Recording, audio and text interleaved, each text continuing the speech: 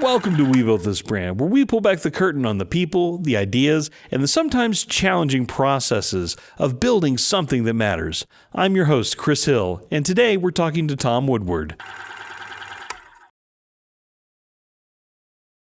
Well, Tom, welcome to We Built This Brand. It's great to have you. Chris, it's great to be on, man. I'll just say it. I mean, you've got the microphone, you've got the voice. Like, I have a feeling you've got maybe a little bit of a background in radio. Tell me about where you got started. I'll go back to kind of the beginning, if that's cool. Yeah. I stole my father's guitar when I was 8. So that kind of was my beginning, and would sit in my room and write songs, and wanted to grow up and be James Taylor, and that was kind of my goal. And I met a guy that was doing jingles in the 80s, late 80s, and he said, "Hey man, you ought to come to work for me sometime." It was at a party on a Friday night. I was in retail, and I quit my job Saturday, showed up at his door on Monday morning and said, "I'm here." And he said, "Did I hire you?" And I was like, "Yeah, man, you did on Friday night. I must have had a few too many beers." But he said, "If you can sell something, I'll let you write it." And so there was a beautiful moment right there in the 80s where I saw creativity and commerce sort of come together.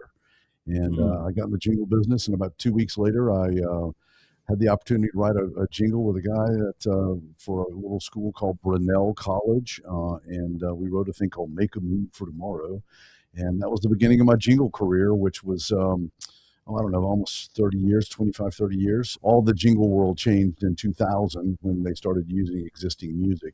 But I had a really fun career doing voiceover work, embedding myself in creative teams around the country, and selling and producing music. Wow. That's really cool to me. Obviously working in audio and stuff as we do at Humble Pod, there's just this fascination that I always have with people in the audio world, especially jingles and that creative side of things, because you grow up with it. Like it's a prevalent part of your background to hear these songs and jingles that come along from time to time. Or are there any noticeable ones that you may be recognized for? Yeah, we did. I've been really blessed to work with a lot of cool people all over the country. We worked on the Always Coca-Cola spots out of Atlanta. Jimmy Jam and Terry Lewis actually wrote the spot, but we got to produce all the country versions and work with major artists that way. And we did Dollywood's jingle for about 7 years, which was a lot of fun to work with Dolly every year. She's an amazing human being. Worked on the did Somebody Say McDonald's campaign with Bob Merlotti out of DDB Needham. Some days were made for Michelob out of St. Louis. And then the thing everybody, back in 95, we were called in late 94 by a creative team out of St. Louis at Darcy that said, "Hey man, can you make a frog say Budweiser?"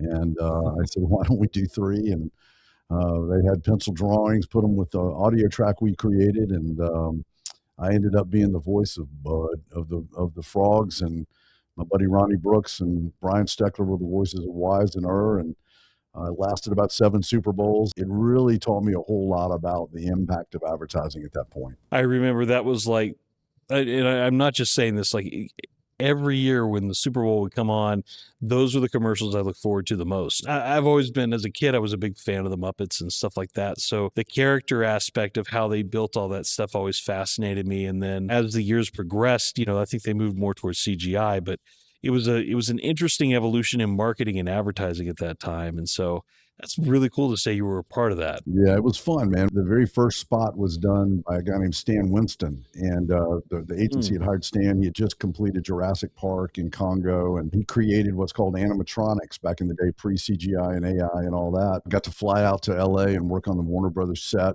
and 6 guys had to manipulate each of those frogs. It was amazing watching that work, and at the time, Stan was huge. I mean, those movies were really big, and so I was just humbled as a Nashville boy to go out to LA and get to hang out with those guys. And then we got to work with Gore Verbinski in spots 2 and 3, who ended up doing the Pirates of the Caribbean movies. And so it's just things like that make advertising, brand work, audio production work really fun. It's the people you get to work with. Yeah, that level of creativity and being able to say that, I mean, Stan Winston, I know Stan Winston just as someone who, again, on the creative side, like, in addition to audio, I made costumes for years. And so the stuff like cosplay characters and things like that. So knowing that was a part of it too, I could just imagine how magical that was, how cool that must have been to be a part of that. And that's really neat. Yeah, it was really cool. As you developed all that, have you pretty much done I mean, was this business of yours just freelance doing this all this time, or were you part of an agency? Like, what kind of career-wise, like, where were you in that regard? I started with this guy that kind of hired me into the jingle world. I worked with him for probably 3 or 4 years, and then shopped different shops or moved to different shops. But sort of the biz dev guy, creative guy, and then I ended up starting a couple of small companies. We had studios in Nashville, Chicago, and so yeah, I was always on the production side of things. We worked with agencies; they were our clients. I always wondered why agencies didn't have in-house broadcast and in-house music. And my bosses and partners would always say, "Stop wondering that and let them hire us." And so we had a little studio apartment in downtown Chicago, and that became sort of a base for us to get to work on a bunch of great Kellogg spots and McDonald's spots and SeaWorld and just a lot of fun stuff up in Chicago. One of my favorite broadcast agency markets in the country. Yeah, that's a good way to put it, because I've often wondered the same thing running a podcast production company. It's like, why don't you do this in-house? Oh, wait, no, I'm not going to ask that question. Yeah, don't ask too many times. That's right. I mean, ultimately, it comes down to some of that stuff can be feast and famine, right? Like, once you've written a song, you might use it for a year or two, or like the Budweiser frogs, being used for 7+ years in their commercials, and even longer, just in terms of how long they were able to make those ad runs last. It makes total sense to me why we do, the freelance folks in this industry do what they do and have that place in the industry. That's right. And Yeah. another cool anecdotal story is it was only supposed to be one frog spot, and it was going to be things throughout history where you had heard the word Budweiser. And I don't know if I'm supposed to tell this, but I'll tell it anyway to your listening audience. But we had one where they were going to be building the pyramids, Budweiser, and then you had New York City traffic, and you had all these different places that we had heard the brand Budweiser over the years. And the frogs hit in the Super Bowl of '95, and as they say, the rest is history. It was an amazing, humbling run, if you will. Very humbling. So you've grown over the years doing all this, and now you are running an organization called Ability Machine. Tell me more about that. How did that get started? Yeah, about 10 years ago, I had my own little ad agency. Like I said, the Beatles revolution and disco music for Burger King and all that sort of took over the jingle industry. And I got into the agency business and was blessed to work with several agencies in Nashville and help build those. Started my own thing about 10 or 12 years ago, kind of rebranding a big convenience store chain here in Tennessee called Dailies. Went to Twice Daily. And alongside of that, my brother and I started a little company working with people with disability, packing boxes and doing some logistical stuff. Started that company, and I fell in love with working with people with disability. Kind of realized that I'd probably been working with people on the spectrum all my career. I mean, I think the world, if you go to agencies, they've got that one floor where creatives create. And that was this ping pong table and a punching bag and all the crazy dartboard and all that stuff. And I think a lot of those guys were probably on the spectrum and didn't even know it. And so when I started working with guys with intellectual disability, like I said, I fell in love with it. And then I got mad at myself one day thinking that only people with disability could pack a box, clean a table or stock a shelf or whatever. And so we had that on one side of this warehouse studio that we have here. And the other side was the agency. And I said, what would you do, guys, if you came to work at the agency? And one guy said, I'm making a movie. I'm writing a book. Another guy drew an illustration in about 30 seconds. It blew me away. And so I bought 4 iMacs and put them along the back wall and started letting these guys create. And it was amazing to watch what creativity did for someone with an intellectual disability. And so we saw amazing things happening, just God things happening where people were coming out of their shell. They were building confidence and community. And so we started a little company called On the Avenue, and it was just a daytime studio where people could come and create to build confidence and community. And then we formalized that as I started bringing some of those folks over to real live setting and real live work that we were having at whiteboards and conference tables. And the window of someone with that intellectual disability really opened my eyes to a whole new world, and really reopened my eyes to some of those guys, like the guys that called to say, hey, let's make a frog say Budweiser. And I think those windows, Hans Asperger has a statement that says, for success in science and art, a touch of autism is essential. And so I think it's a different window that brands hire marketing and advertising people to give them.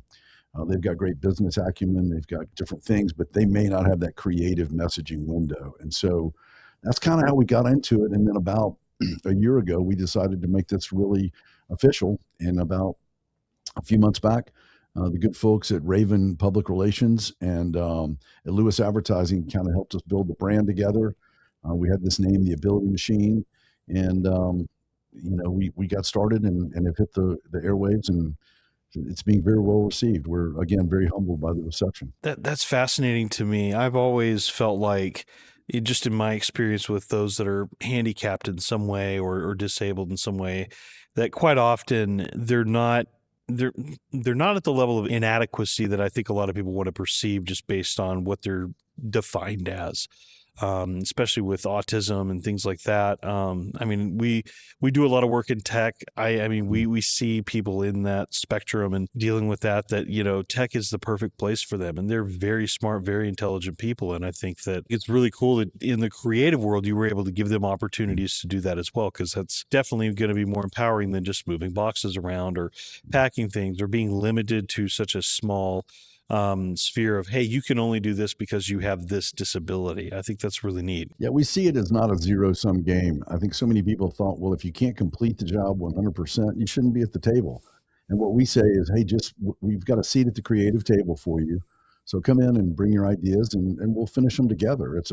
Nashville's a very collaborative town. You're just down the road from us. And, it's an old co-write town of songwriters. And so we just think collaboration is, the way that it's always been in advertising. Why not allow somebody with a little bit of a different window to bring their 10 to 20 to 30 to 50% to the table? And then as a group, let's finish the job. So that's how we work with existing agencies and existing in-house marketing departments and brands. What was the moment? I always like to say, we always have this moment of confirmation that we're on the right path, that we're doing the right thing. Call it the voice of God speaking to you and confirming this is what you're doing. Call it, just a good product market fit. What do you think that was for you? I blame God and give God all the credit for this every day, and so we'll throw it His way. But what I would say is we did a redo of a store here in Nashville for Goo Goo Clusters. It's a little candy bar that has all kinds of ingredients in it, and we got hired to come down and kind of look at. They were doing a retail store down off Broadway here in Nashville, so I was consulting them for about a year, and they were one of the first people that we actually brought our guys from On the Avenue to the table in a real marketing situation. And one of my guys was drawing purple Goo Goos and doing different things, but they all had this amazing window and inputs into the conversations we were having around the creative table. And so I would say that was the brand that brought all this together for me in sort of an aha moment, if you will, that you're talking about, where it was like, man, I think this could really work. The brand itself was kind of like, what's going on here? And I explained to them what we were doing, and they loved it. They had a great heart, and we did video work for them and rebranded the store and did a lot of different design work. And it was a very meaningful, not placated work.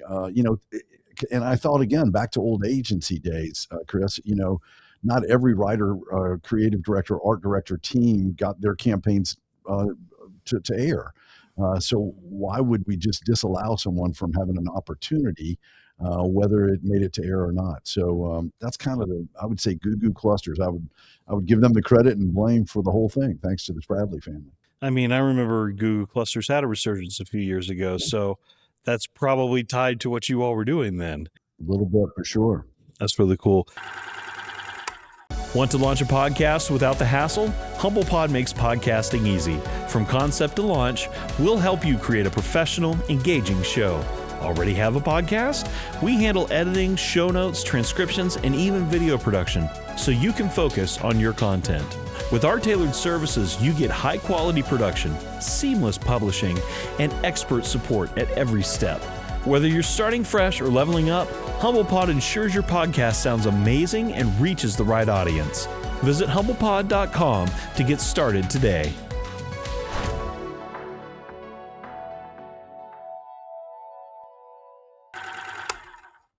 So how does one get involved with the Ability Machine? If you say you've got a bright young, guy or gal that wants to be involved, how does that work?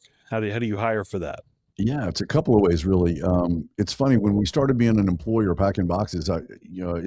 People kind of flocked to us and said, most people with disability, about 85% are unemployed or underemployed, and there's a reason. I mean, it's tough to be very competitive in the marketplace doing anything with a team of people with disabilities. And what we found, though, was through On the Avenue, we were training people in video production and editing and design and all of that. And they matriculated over into real work. And it was like, well, great. So we have a training ground and On the Avenue. But then other people were introduced. I've got an illustrator out of Philadelphia. I've got a graphic designer out of Fort Collins, Colorado. I've been around this game for a long time. And so once we kind of hung that shingle out and this word's getting out, people started sending us their books and their reels and stuff. And a lot of guys, it's really interesting. A lot of guys can do the work. It's maybe they can't go get the work. Maybe they don't have the social skills to work with the agency or with the brand and bring that to fruition. But to complete the work, they're a great partner. And so we help bring that to market. So literally people just started calling my phone or stopping by our studio here in Nashville or, sending me a reel through email. So we found people all over the place. And what we found is one of our guys says this, it's a great line. And he said, y'all ain't ready for my creativity. And I felt that was so cool. He said that one day. He's about a 60-year-old guy who had never been asked to be creative. And so he had this 60 years of creativity built up into him. And it just comes out every day in some amazing work he's doing. Yeah. Yeah. What kind of work does he do, if you don't mind me asking? I'm curious. Yeah, he does colorization and illustration. We've created a character called Juan Angelo that is one of his kind of a rap alter ego, and he does video editing, and he had never used a computer. And so to see that kind of work change, and he may work alongside some of our guys that are over at the Ability Machine, and every now and then, you punch a few buttons and he's a part of the team. So again, it's about opportunity. Somebody gave me an opportunity many years ago to start blade editing tape and start doing voice work. And if I hadn't had that opportunity, then I might not have had a career in it. We don't promise everybody a career in it, but why not give everybody an opportunity? And that's what this is. This company and this kind of mission and ministry is all about. That is really cool. And I noticed you called it a ministry too. Just I'm curious how that also plays into this business. Does it have something to do with how it's structured, or your heart for servicing God through this? Like, I'm just really curious, like what element that plays in it too. Well, we started all this. We weren't a bunch of counselors that wanted to use creativity and say, hey, let's draw a rose today, everybody, and all that. We were really creatives that sort of started counseling.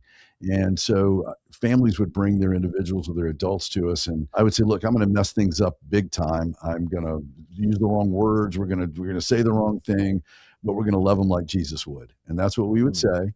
And we don't have a baptismal in the agency. We're not converting people, but just the teachings of Christ teach us to love each other as we love ourselves. And so that was kind of the methodology. And so the ministry is just to be kind and be opportunistic and be generous with our resources and our gifts. And so I think it's more of a thread through the fabric of our company than it is a part of our our logo and our part of our brand that's public facing, kind of a quiet under the, we just treat people right. I think that's the main thing. No, I understand. You don't necessarily have a giant Jesus fish on the side of the business or anything, but you're doing what you're called to do. That's right. That's great. Yeah. Well put, Chris. Thank you. I may write that one down. Well, we have it recorded, so you can come back and find it. So that's awesome. Well, that's really cool. So you said that you landed on the name The Ability Machine, and that Lewis helped you all develop that. Tell me a little bit more about that process and how you came to name your business The Ability Machine. Yeah, it's great. A really good question. I had it written on my board. The holding company that I have is called Westwood Avenue, that birthed On the Avenue. And then I'd always, as I started working with guys with disability, had the words The Ability Machine written on the board in my office. Raven came in one day and said, what's that? I was like, well, if I start an agency here in my latter part of my life, I think that's what it would be. And we would intentionally hire people with disability. And They took us to Lewis, and Lewis said, "You know what? The machine. It's just not a. That I don't like that word. That's too clinical and too steely. And these are human beings." And I was like, "Yeah, but when we put them all together, man, it's a machine." And so they brought us 4 or 5 designs, beautiful work. Robert and Nancy and their all the team at Lewis is just amazing. And we sat down and looked at one of the color schemes and one of the actual logo pieces and kind of married those together. It's a triangle with 3 circles, and it's everybody working together to create a synergistic look and feel. And so everything we do is intentionally working with people with and without disability, or with and without creativity, or whatever, bringing different windows and different folks together to accomplish the final look and feel of whatever campaign we're working on. And so the brand definitely, if you go to theabilitymachine.com, you can see all that there. And the team at Lewis just knocked it out of the park. They're phenomenal. And then Raven has gotten us all over the country right now, and I'm so blessed. We're on your podcast today, and couldn't be any more happy. Well, yeah, I mean, we're happy to have you here too. I always love when I read a little bit about what you were doing with the ability machine and everything. It just really fascinated me. I guess, accidentally fallen into times in my life where I've had the opportunity to help with the disabled and the handicapped and things like that. And it's always been an inspiring thing to be a part of. And it's always been something that I've come to really enjoy and has been really satisfying. So, as a younger entrepreneur, it's really cool for me to see you going, hey, I've gotten to this point in my career and it's something I've always had a passion to do. And now we're getting the chance to do it too, because it just shows me what other options for, genuinely ministry, helping other people, and, doing something that's beyond yourself and beyond your business for other organizations. So I think it's really cool. Thanks, man. I appreciate that. There's a book by David Brooks called Second Mountain, an amazing book about we built our first mountain for ourselves. I was a very selfish young man, just like a lot of people, out building a career, doing things for me. And yeah, it's awesome when you can do something that's productive, that meaningful, and also serves others. It's really humbling and a lot of fun to sit back and watch. Absolutely. Absolutely it is. Well, as we look towards the future, where do you see this organization going, and how do you see it growing? Yeah, it's a great question. I've since this Raven put out an article in Fast Company, which was a really strong article. And we've gotten calls from Toronto, London, New York, with interest of wanting to work with folks. We don't want to be an agency of record. We're not buying media. We're not, we're not doing a lot of the traditional things in that regard. Don't want to hold hands every day. We're really a project-based company to strategically employ people with disabilities, to support ad agencies with their work, and to support in-house marketing firms with their work. And so that's kind of where I see it growing. I don't know that we'll ever have other offices, maybe, but it's the work is growing here in Nashville, and Nashville is growing, as being down the road from us.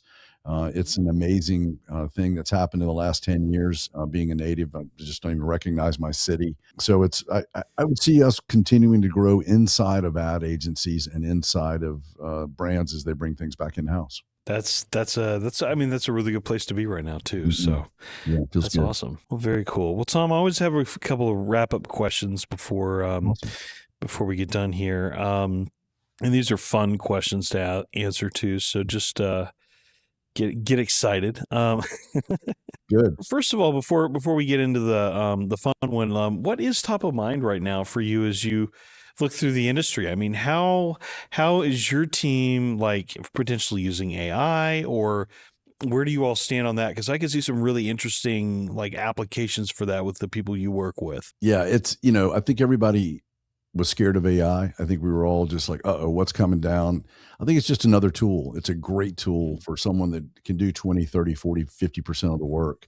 It's a great tool to go and research. It's a great tool to build and throw spaghetti against the wall. I'm still a believer in human beings sitting and working together. But if you have a tool like that and it can get a lot of the work done in a timely manner and focused, it gives someone with a disability less of a disability and gives them more of an ability. And so I think AI, we're learning to use it. We just created a whole series of commercials, and it was a mixture of live production and AI imagery, and they turned out to be very funny for a startup clothing company here in Nashville. If you can teach an old dog like me to use AI and to kind of think and dream, I'm kind of a vision guy and an idea guy. But what a better tool than to help bring your ideas and your visions to life. I don't think it's replacing jobs. I think it is making people that aren't scared of it stronger and better.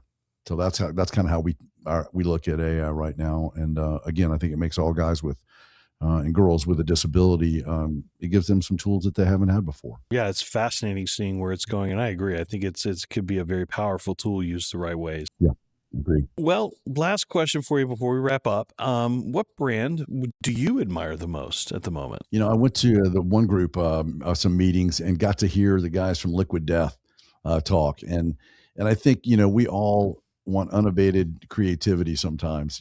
Please don't look over my shoulder. Let me do what I want to do.